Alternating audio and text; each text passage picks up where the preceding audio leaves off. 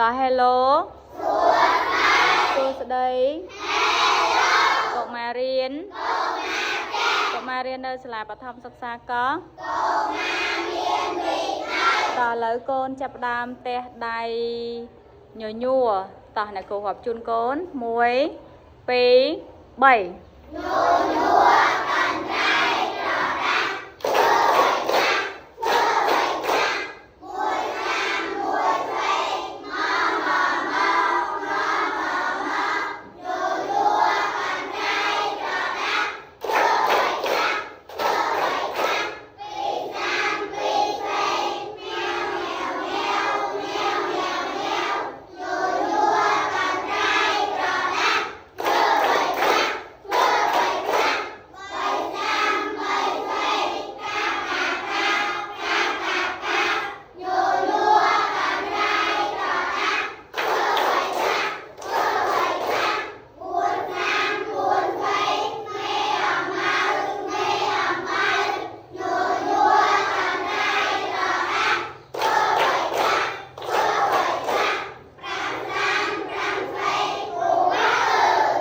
chào con coi cho con